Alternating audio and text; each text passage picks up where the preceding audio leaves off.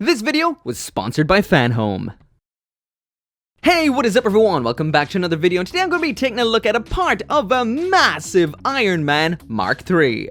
So this video right here was sponsored by FANHOME, which is a new brand with one clear mission: to inspire fans with innovative content, high quality build-up models, and exclusive collections. So today we're going to be looking at one of these high quality build-up models, and like I mentioned, it is Iron Man Mark III. And this is one hell of an Iron Man Mark III. This is 2 feet tall, 60 centimeters, at least it will be once it's fully built up. But based on the size of this absolutely massive cranium, this thing's going to be big, and it's going to be heavy. So while I'm getting this box busted open, I will mention there is a link down there in the description, as well as a code if you are interested in getting one of these subscriptions for yourself. There is a bunch of other ones on there. Of course, there is Iron Man, but there's also Star Wars and Naruto. So inside this box right here, I've got the first part of what you get inside of this subscription, which is pretty much the first 3 issues of the magazines with the build-up parts that you get. Issue 1 comes fully loaded because in here we get the magazine as well as all the parts to build the head. That includes the batteries and a screwdriver, which might actually make some of you guys really happy because I've been screwing in a lot of the screws and stuff I've been building lately with the tip of my file. Haha, that's not a good idea.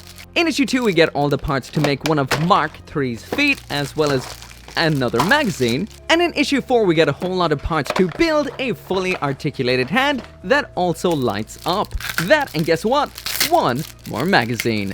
But anyway, that is it for the overview. Let's get cracking with issue 1 and that giant heavy Iron Man head. Inside each of the magazines we've got a whole bunch of info on the Iron Man movies, the instructions on how to build the part of the model you get with said magazine, and finally then there's a whole bunch of info and articles exploring Iron Man from his origins in the 1960s to the present day. Also in issue 1 we get a giant, big old fold-out poster.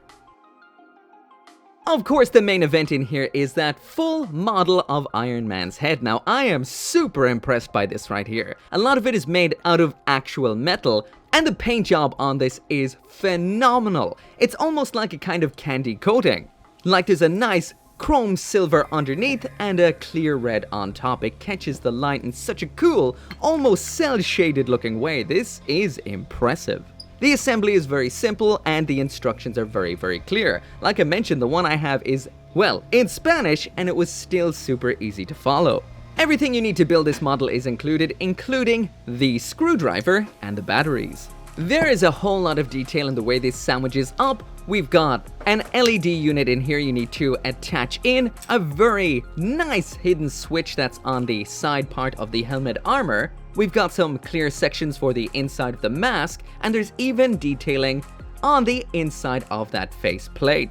The screwdriver is magnetized, so it makes screwing in all the screws super simple, and this was without a single doubt a joy to build and is bigger and heavier than I expected.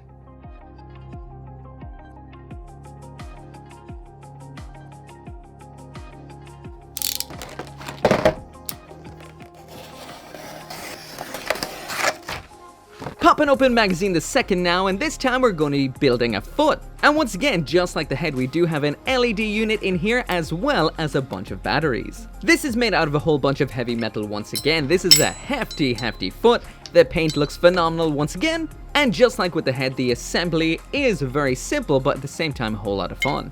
Once again, just like with the head, this does have an LED unit in the thruster segment in the bottom of the foot. And the upper section of the foot armor is magnetized on, so you can easily remove it to turn on and off the LED. Just like the head, this is very nicely designed and impressively hefty.